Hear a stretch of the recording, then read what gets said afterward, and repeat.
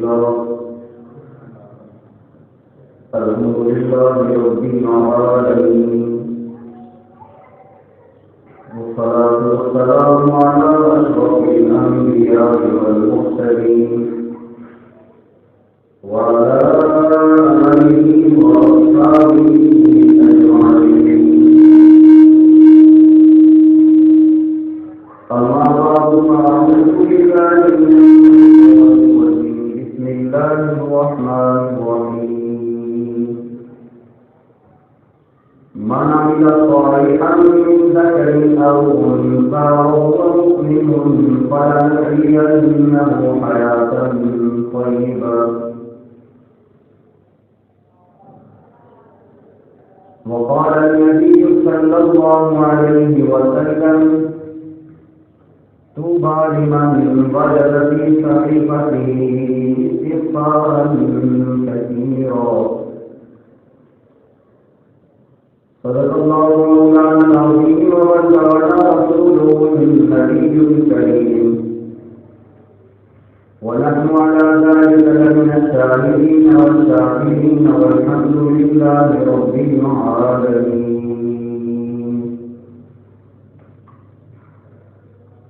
اللهم صل على سيدنا ومولانا محمد وعلى آل سيدنا ومولانا محمد وبارك وسلم عليه.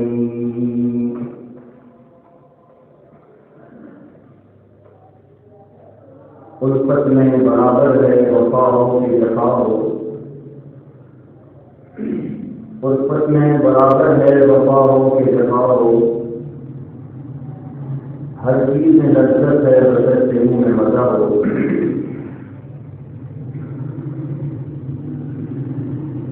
جس دور کے نازان کی دنیا اور زمانہ ہم بھول گئے، اس دور کے نازان کی دنیا اور زمانہ ہم بھول گئے. اوروں کو جگانا یاد رہا، خود کو ہوش میں ڈالا بھول گئے. منہ دیکھ لیا آئینے میں لیکن دامنا دیکھا سینے میں، منہ دیکھ لیا آئینے میں لیکن دامنا دیکھا سینے میں. مسلمان نے اتنا زور لگایا سینے میں کہ مرنے کو مسلمان بھول گئے. اذان تو اب بھی ہوتی ہے مسجد کی فضا میں رہبر، جس حد سے بگڑ جاتے کہ گزر لگانا ہم بھول گئے. اللہ جل جلالہ کی بےحد بے انتہا حمد و ثنا امام الانبیاء فخر رسول تاجدار الانبیاء رحمت کائنات صلی اللہ علیہ وسلم کی بارگاہ عزت میں ہدیہ درود السلام کا نذرانہ پیش کرنے کے بعد میرے انتہائی قابل احترام قابل وقار بزرگوں، آج دنیا میں ہر آدمی صبح اور شام کی بات میں لگا ہوا ہے کہ مجھے کامیاب زندگی مل جائے، عزت والی پاکیزہ زندگی میرا مقدر بن جائے، دنیا میں بھی راحت چین سکون کے ساتھ اپنی زندگی کو گزاروں، مرنے کے بعد بھی اللہ جل جلالہ کی مرادی مخلوق میرا استقبال کرے. یہ ہر انسان ہر مسلمان کی سوچ ہے، اور پھر اس سوچ کے بعد اس کی تجربوں میں بھی وہ لگا ہوا ہے. اپنے اپنے اعتبار سے اپنی سوچ اور اپنی سمجھ کے مطابق ہر آدمی دنیاوی زندگی کو عزت دار بنانے کے لیے دنیا کی چند روزہ زندگی کو سکون اور راحت کا ایک ماڈل بنانے کے لیے اپنی سوچ کے مطابق عمل کر رہا ہے. یقیناً وہ اس عمل میں مخلص بھی ہے، وہ بھی کر رہا ہے، لیکن اس کے باوجود انسان کو وہ زندگی بے سکون سی بے قید سی محسوس ہوتی ہے جو وہ چاہتے ہیں ایسے سے ہوتا ہوا نہیں مل رہا۔ اس لیے کہ کامیاب زندگی کے لیے بعد میں اپنا ماڈل مال کو بنایا ہے کہ میرے پاس مال زیادہ ہو جائے گا، دنیا میں کاروبار ہوگا، سفر کے لیے بہترین گاڑی ہوگی، رہائش کے لیے بہترین گھر ہوگا، گفتگو کے لیے میرے سامنے بہترین مجمع ہوگا کہ میرے پاس مال زیادہ ہے تو مال کی بنیاد پہ آج دنیا میں سارا نظام چلتا ہے۔ اور عموماً ملک میں یہ بات بھی کہا جاتی ہے، کہی جاتی ہے یہ بات کہ جناب ساری بات پیسے کی ہے، پیسہ ہو تو آپ اعلیٰ عہدے پر بھی چلے جاتے ہیں، پیسہ ہو تو اپنی اولاد کو اچھی اسکولوں میں آپ تعلیم بھی دلوا سکتے ہیں، پیسہ ہو تو آپ پوری دنیا میں گھوم سکتے ہیں۔ اس سوچ کے مطابق بعض لوگ پیسے کی طرف دوڑ جھوٹنے لگے ہوئے، بس پیسہ زیادہ ہو جائے، پیسہ زیادہ ہو جائے، اور وہ جو پیسہ زیادہ جمع کرتے ہیں ان کی زندگی میں اتنی سکون اور راحت ختم ہو جاتی ہے۔ جو انسان کا پیسہ بڑھتا ہے اس کے حاصل بڑھتے ہیں، پیسہ بڑھتا ہے اس کے دشمن بڑھتے ہیں، پیسہ بڑھتا ہے اس کے مخالف بڑھتے ہیں۔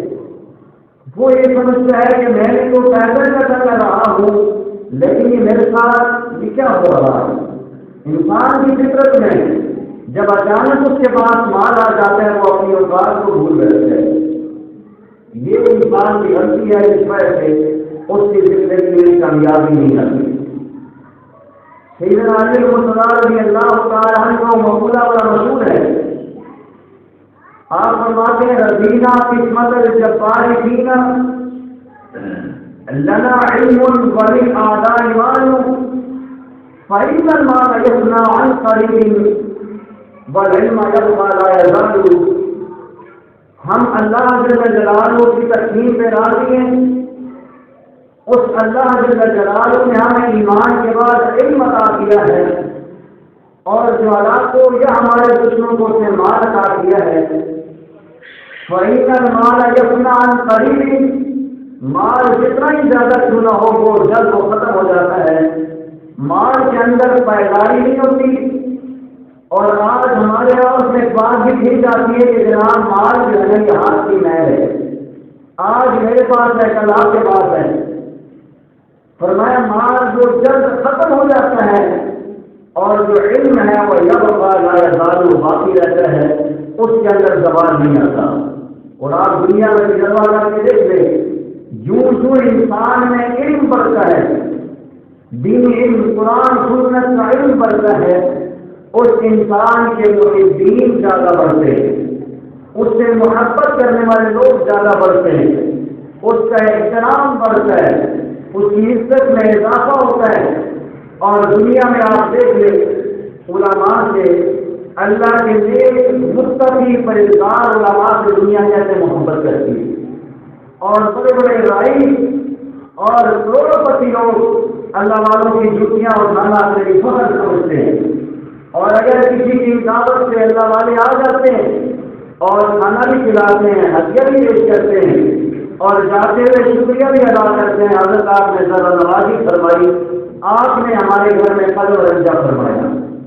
ایمان اور اعمال کی بنیاد پہ انسان کو حقیقی عزت ملتی ہے، اور اللہ جل جلالہ نے قرآن میں بھی اس بات کی طرف اشارہ فرمایا ہے، یرفع اللہ الذین آمنوا منکم، اے دنیا والوں تم میں سے اللہ اس کو بلند کرتے ہیں جس کے اندر ایمان کی صفت ہوتی ہے، اور یاد رکھو اہل ایمان تمہارے اہل ایمان میں سے والذین اوتوا العلم درجات، جو ایمان والوں میں سے قرآن سنت کا علم حاصل کرتا ہے، چاہے وہ خاندانی طور پہ کسی خاندان اور قوم کے ساتھ تعلق چنا رکھتا ہو، اللہ جل جلالہ اس کو بلند فرماتے ہیں۔ اللہ جل جلالہ نے یہ بھی بیان کیا، علم ہو تو قرآنی ہوگا، عاشقی ہوگا، عربی ہوگا، اور کوئی عزت کا حقدار ہوگا۔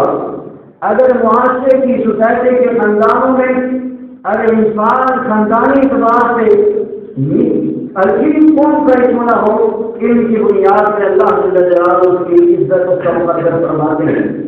تو میں یہ عرض کر رہا ہوں کہ دنیا میں ہر آدمی عزت چاہتا ہے، کامیاب زندگی چاہتا ہے، لیکن کامیاب زندگی کے جو اصول اور ضابطے وہ اختیار کرتا ہے وہ قرآن و سنت کے ساتھ ٹکاؤ کھاتے ہیں، جس بنیاد پر سے دنیا میں سکون والی زندگی نصیب نہیں ہوگی، چاہے وہ مال کے لیے، چاہے وہ منصب کی بنیاد پہ، یا اسی انداز میں اور ایسے کوئی حسن کی بنیاد پہ، مال کی بنیاد پہ، عہدے کی بنیاد پہ، اقتدار کی بنیاد پہ عزت چاہتا ہے۔ ان چیزوں میں عزت بھی نہیں ہے، سکون بھی نہیں ہے۔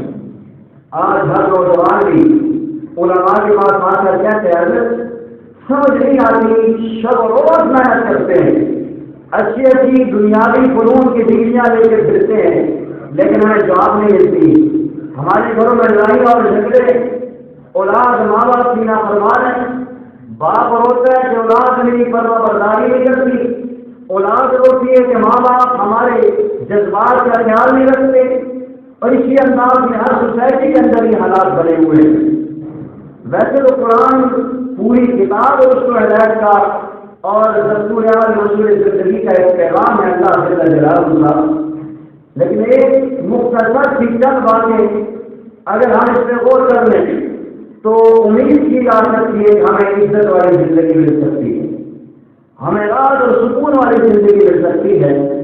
اللہ جل جلالہ نے بھی قرآن کریم میں یہ اعلان فرمایا ہے، من عمل صالحا من ذکر او انثی، جو بھی آدمی نیک عمل کرے، اعمال صالحہ اختیار کرے، چاہے وہ مرد ہو یا عورت ہو، فَلَنُحْيِيَنَّهُ حَيَاةً طَيِّبَةً، ہم اسے پاکیزہ زندگی عطا فرمائیں گے۔ اب یہ پاکیزہ زندگی ہمیں کیسے ملے گی؟ اگر چند باتیں ہم آج کی مختصر نشست میں اپنے پلوں میں باندھ کے چلے جائیں، اور یقیناً آپ بھی میری اس بات کی تعریف فرمائیں گے کہ جو بھی میں بات عرض کرنے لگا ہوں، یقیناً اگر ہر سوسائٹی اور معاشرے میں، ہر نوجوان اور بزرگ میں، ہر مرد اور عورت میں یہ پیدا ہو جائے تو انسان کو پاکیزہ زندگی مل سکتی ہے۔ تقریباً 3-4 باتیں ہر آدمی نے اپنے انداز میں بیان کی ہیں، اللہ والوں نے یہ چند باتیں نوٹ کی ہیں جس وجہ سے آج انسانوں کو عزت والی زندگی نہیں مل رہی۔ سب سے پہلی بات، اپنے علم پہ عمل نہ کرنا، سب کچھ جاننے کے باوجود اس چیز پہ عمل نہیں کیا جا رہا جس وجہ سے آج انسان کو عزت والی زندگی نہیں مل رہی۔ اور دوسری بات، اپنے بڑوں کے تجربات سے فائدہ نہ اٹھانا، اس وجہ سے آج عزت والی زندگی نہیں مل رہی۔ تیسری بات، اللہ جل جلالہ کی دی ہوئی نعمتوں پر اللہ کا شکر ادا نہ کرنا، جس وجہ سے آج انسان کو زندگی میں عزت اور پاکیزہ حالات نہیں میسر ہو رہے۔ چوتھی بات، اپنے گناہوں پہ استغفار نہ کرنا، یہ انسان کی پاکیزہ زندگی کی چوتھی بڑی رکاوٹ ہے۔ اور 5ویں اور آخری بات جو انسان کی پاکیزہ زندگی میں رکاوٹ آ رہی ہے، وہ اپنے مرنے والوں سے عبرت نہ پکڑنا ہے۔ میں ابھی کسی جماعت کی تفصیل کرتا ہوں۔ پہلی بات میں نے عرض کی ہے کہ جاننے کے باوجود، علم ہونے کے باوجود اس پہ عمل نہ کرنے سے آج انسانوں کی زندگی عزیز بن رہی ہے۔ ہر کی چند سچی سی مثالیں آپ سے عرض کرتا ہوں جو روزمرہ زندگی میں ہمیں درپیش آتی ہیں۔ ہر آدمی سمجھتا ہے لیکن جاننے کے باوجود، سمجھنے کے باوجود اس پہ عمل نہیں کرتا۔ نوجوان ہے، پڑھا لکھا ہے اور اچھے انداز میں اچھی اس کی تعلیم ہے، ایجوکیشن ہے، موٹر بائک پہ آتا ہے، آگے آ کر دیکھتا ہے کہ فاٹک کا گیٹ بند ہے، اسے پتا ہے کہ ابھی چند لمحوں کے بعد یہاں سے ریل میں گزر جانا ہے، اور مجھ سے پہلے یہ گاڑیاں لائن میں کھڑی ہیں اسی انتظار میں کہ گیٹ کھلے گا اور میں پاس کر ہم سارے پاس چلے جائیں گے، اس طرف کی ٹریفک کی طرح آ جائے گی۔ اس کے باوجود آپ نے دیکھا ہوگا اگر کسی ایک لائن میں کھڑے رہے، کبھی بھرکم تیل نہ ہو، کبھی طلب کلامی نہ ہو، کبھی گالا گلوچ نہ ہوتا کیا ہے، ایک گاڑی کھڑی ہے، دوسرا اس کے ساتھ دوست ہے، تیسرا اس کے ساتھ دوست ہے، چوتھا جو اس کے ساتھ جوڑتا ہے یہ ان پڑھ اور جہل لوگ نہیں ہوتے، دنیاوی اعتبار سے ٹھیک ٹھاک پڑھے لکھے اور گریجویٹ ہوتے ہیں، دنیاوی تعلیم ان کے پاس ہوتی ہے، لیکن 6-7 موٹر سائیکل بھی ہیں، رکشے بھی ہیں، گاڑیاں بھی ہیں۔ ادھر اس طرف یہ حال ہے، جب سوئی فاٹک کا گیٹ کیپر گیٹ کھولتا ہے اس کے بعد کیا ہوتا ہے، یہ اس کو لگ رہا ہے، وہ اس کو لگ رہا ہے، یہ سارا کیوں ہو رہا ہے؟ ہر ایک کو پتا ہے کیسے کرنے سے مجھے بھی تکلیف ہوگی، میرے مسلمان بھائی کو بھی تکلیف ہوگی، لیکن اس کے باوجود اس پہ ہم نہیں کرتے۔ آپ یقین سے بتائیں، اگر اس ایک ہلکی سی مثال کو ہم سامنے رکھ لیں، ہر آدمی ڈسپلن کا خیال رکھے، جو سے پتہ ہے اس پہ عمل کرے، کبھی لڑائی جھگڑا نہیں ہوگا، بلکہ مسلمانوں میں محبت اور پیار کا پیغام اور میسج آن جائے گا۔ اسی انداز میں کون سا نوجوان ایسا ہے جسے پتہ ہے نہ ہو کہ جھوٹ بولنا گناہ؟ ہر ایک کو پتہ ہے جھوٹ بولنا گناہ ہے، تو جھوٹ بولتے۔ ہر ایک کو پتہ ہے کسی غیر کی نام بہن بیٹی کے بری نگاہ ڈالنا برا ہے۔ کوئی غیرت مند آدمی اس بات کو برداشت نہیں کرتا کہ میری بہن بیٹی کی طرف کوئی نگاہ اٹھا کے دیکھے، لیکن اس کے باوجود نگاہیں اور شریک نہیں ہوتی۔ ہر ایک کو پتہ ہے فراڈ کرنا برا ہے، دھوکہ دینا برا ہے، کسی کے ساتھ اس انداز میں تکلیف دینا مسلمان کا شیوا نہیں ہے۔ آج پوری دنیا میں علم کی کمی نہیں ہے، ہر انسان کو ساری صفات کا پتہ ہے۔ نبی کریم صلی اللہ علیہ وسلم نے واضح فرما دیا، الحلال بین والحرام بین، حرام حلال، پاک ناپاک، جائز ناجائز ہر ایک کو پتہ ہے، لیکن اس کے باوجود آپ ایمان سے بتائیں آج اسی انداز نہیں ہو رہا کہ سب کچھ ہو جاننے کے باوجود اس پہ عمل نہیں کرتے۔ اگر جو مجھے پتہ ہے آپ کو پتہ ہے، اس میں میں اور آپ آج سے عمل کرنا شروع کر دیں، ہماری زندگی کی پاکیزگی زندگی کی پہلی رکاوٹ ختم ہو سکتی ہے۔ سب کو پتہ ہے کہ سورج اشارہ ہے، یہ ٹریفک کا اشارہ ہے، اس کا مطلب یہ کہ آپ رک جائیں، لیکن کئی لوگ جو دفتروں میں حقیقت کرواتے ہیں، جب دیکھتے ہیں کہ وہاں کوئی بارڈر کھڑا نہیں، آرام سے گاڑی گمائی میں چل کے چلے گئے اور اس سے کچھ ہو رہا ہے، الحمدللہ دیکھو ہم مان دھوکہ لے کے چل رہے ہیں۔ اب یہ پتہ ہے اس کے باوجود یہ غلط کام کیا ہے، اللہ نہ کرے سامنے سے گاڑی آتی ہے تو کیا ہو سکتا ہے، ایکسیڈنٹ ہو سکتا ہے۔ تو اچھا اور بہترین معاشرہ کبھی بھی اپنے ملک کے قوانین کے ساتھ نہیں کھیلا کرتا۔ یہ 2-4 مثالیں پہلی میں نے عرض کی ہیں جو انسان کی پاکیزہ زندگی میں رکاوٹ ڈالتی ہیں، اور دوسری چیز ہے اپنے بڑوں کے تجربات سے فائدہ اٹھانا۔ علماء، بزرگ، والدین، پیر و مرشد، استاد جتنے بھی آپ نے نوجوانوں سے بات کرتے ہیں وہ اپنی زندگی کا تجربہ پیش کرتے ہیں کہ بھائی آپ کی ابھی جوانی مستانی ہے، ابھی آپ بچے ہیں، عقل کے بچے ہیں، ابھی آپ کو پتہ نہیں ہے ہم نے ان لوگوں سے گزر کے آئے ہیں، ہم نے ٹھوکریں کھائی ہیں، اس لیے ہم آپ کو یہ بتاتے ہیں کہ یہ روک اختیار نہ کرو، اس لائن کا انجام برا ہے۔ لیکن آج کے نوجوانوں نے اس بات کو یہ ذہن بنا لیا کہ دین پہ عمل کرنا، بڑوں کی باتیں ماننا یہ علماء کا کام ہے، مولوی جانے، مسجد جانے، دین جانے، عمل جانے، ہمیں کیا ضرورت ہے، ہم کوالیفائڈ ہیں، ہم گریجویٹ ہیں، ہم زیادہ سمجھتے ہیں، ہمارے ابو جان بوڑھے لوگ ہیں، انہوں نے پرانی زمانے کی باتیں ہیں، انہیں پتہ ہی کچھ نہیں۔